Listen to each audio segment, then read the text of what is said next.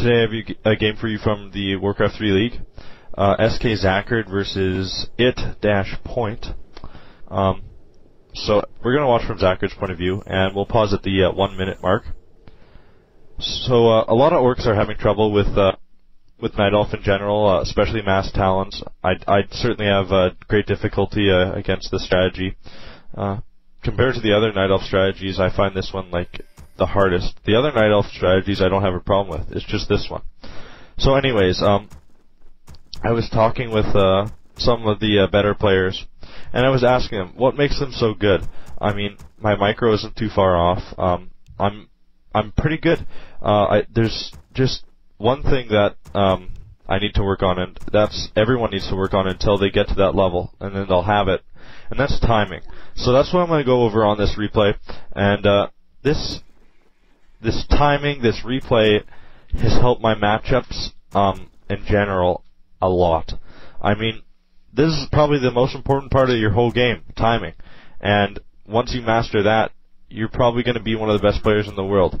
And that's why these guys are so good. They spend like 10 hours a day just practicing when to do what, when to hit where to creep, and all that sort of stuff. So, I mean, that's why they're so good. So maybe I can help you just the general timing of the Orc versus Night Elf matchup. So let's get this thing unpaused. 1 minute mark. SK Zad's point of view, Fog of War off. So I can just kind of help you with timing. Like, I'll show you parts of where the enemy is where the NE is going to be weak, and Zachar is actually going to do a very nice job on timing here, and he's going to hit at the precise moment where most orcs want to be hitting, especially versus mass talent. So let's get this unpaused in 5, 4, 3, 2, 1, unpause. Now, I haven't done an audio for a while, and I have been doing a lot of micro orc mirrors and stuff like that.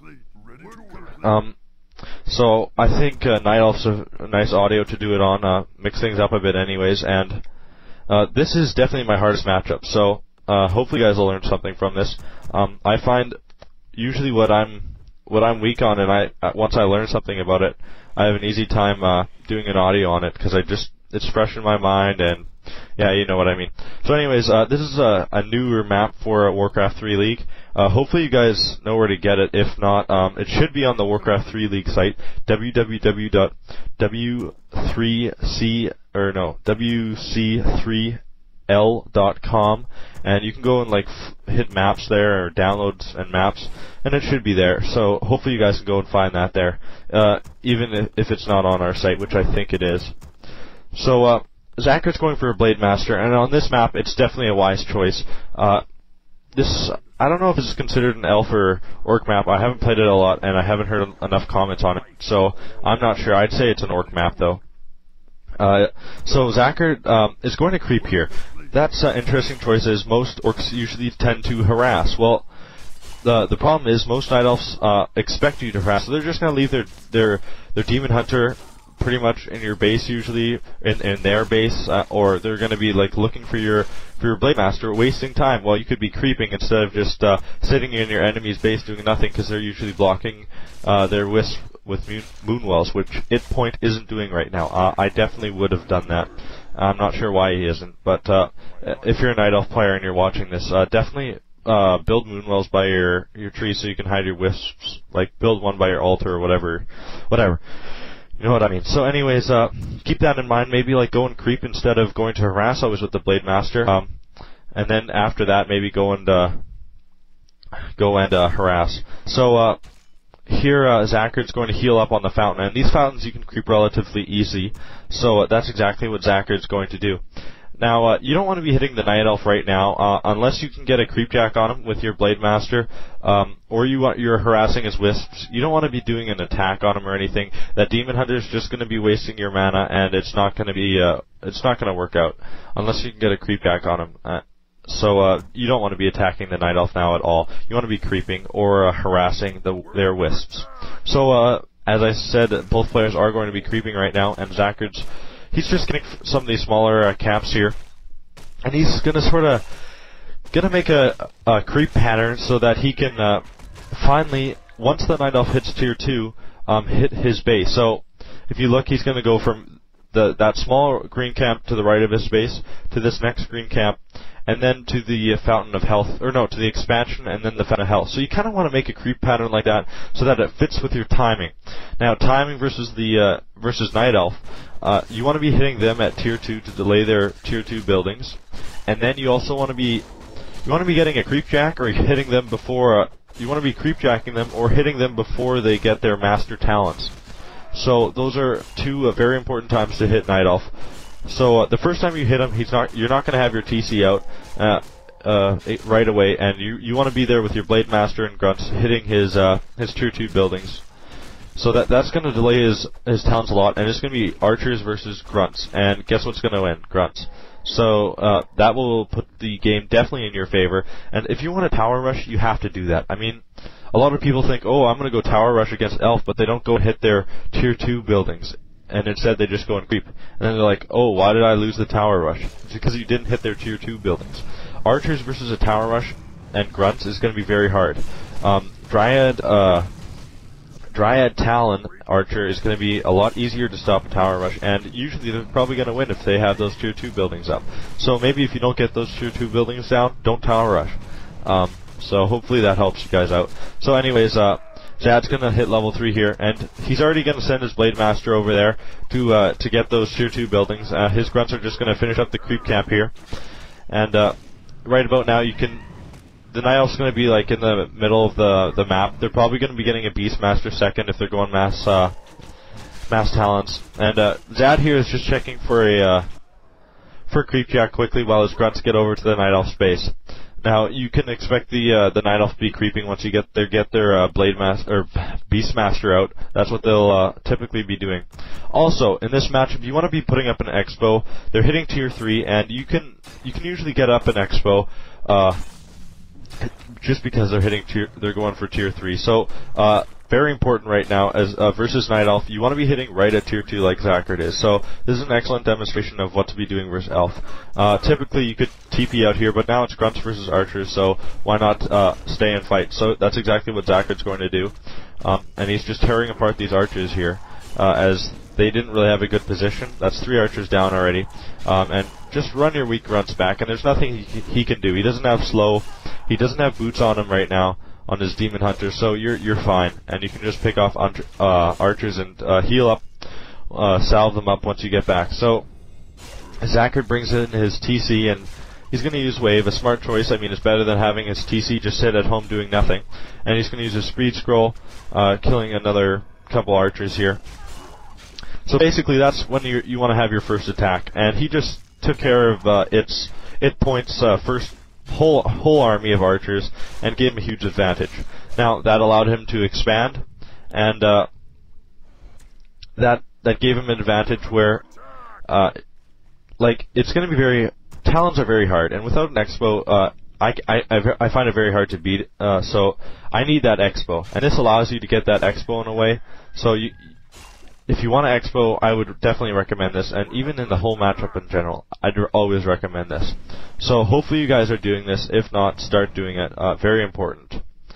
So Zachard's now forced to run back with his TC and grunts here, and he's just going to harass with his blademaster, I think, while he heals up at his base. Now, Zachard's going with a Spirit Lounge. He likes going walkers. Personally, I think they're a waste of money. They are a lot of cash, and I'd rather just go Raider demo with a few grunts early game. So he gets a nice round on the Beastmaster here.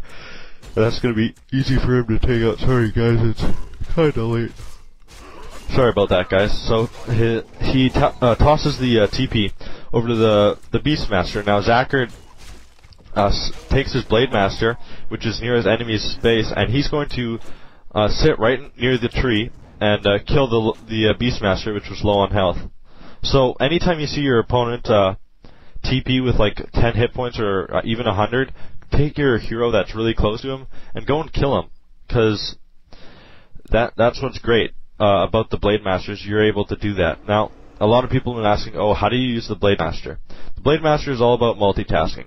If you can't multitask, I suggest the Farseer. He's definitely a better hero just for not multitasking. If you do pick the Blademaster, you want to be creeping with your TC while your Blademaster is harassing your opponent's wisps, creep jacking him.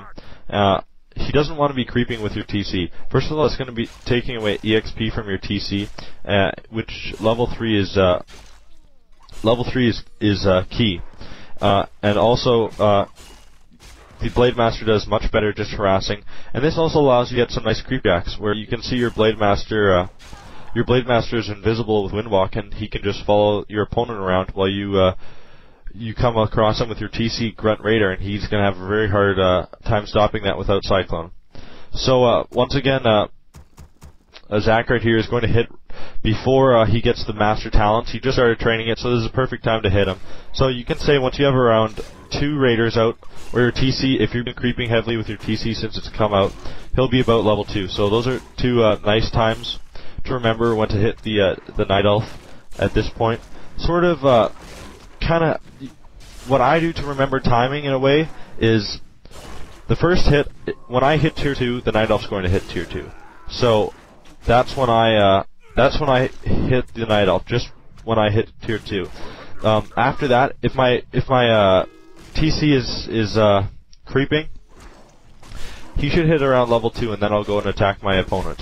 Also, I'll have about 2 Raiders out before he gets the Master Talon research. So those are a couple of ways that you can tell timing. Those are the things I use. Maybe there's more. There's also different ones. So it also depends on how fast your opponent is or how slow he is. Point here did a really quick tech, so maybe scout him and you can find out. And the more games you play, the more you'll get your timing down. So that's basically what it is. Once you see when to hit, you just play more games and you'll know when to hit. I'm starting to get it down, and that's why the professionals have it down, is because they know they've played so many games and they know when to hit. Now, another great example here is Zachard knows or assumes he's going to be going to the Fire Lord, so he's going to go by the tavern and he's going to see the Fire Lord that just popped out. So he's going to go and kill it with some with his Raiders, which are imbalanced. I have to agree with most other players here, and Raiders do need some fix up in the next patch, and I'm sure it will be coming. I'm sure they will suck and no one will ever use Raiders again. I don't know about never, but I think their net's going to be definitely nerfed, because it is overpowered at the moment. Now, a good choice to do sometimes is in a big battle is with your Blademaster. Just take your Blademaster and focus down the Fire Lord among the Talons. He's got weak hit points, and it's going to be really annoying, and it works quite well. I mean, it's pretty much a free hero kill, and you don't want that Fire Lord to level up. Level 3 lava spawns are pretty bad, and he's easy to kill, so why not? Also, a few other things about Mass Talons, as you didn't really see the fight with Cyclone.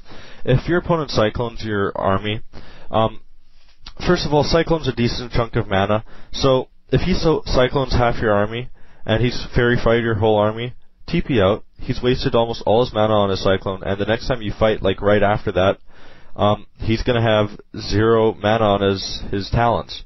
Also, if he's cycloned half your army, run the other half of your army back, and wait till Cyclone has dissipated, and he's just wasted all that mana cycloning half those units for what, nothing? Yeah, exactly.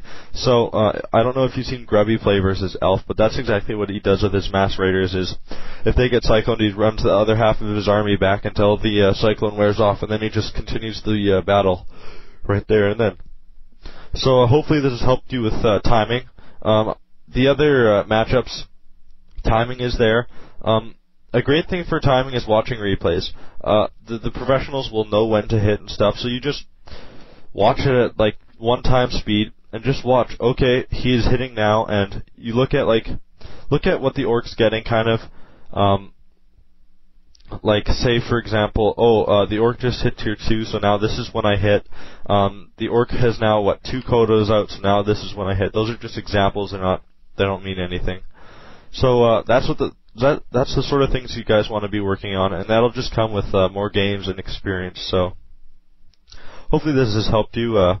It certainly has helped my game, and maybe this will be helpful on your road to success in Warcraft 3.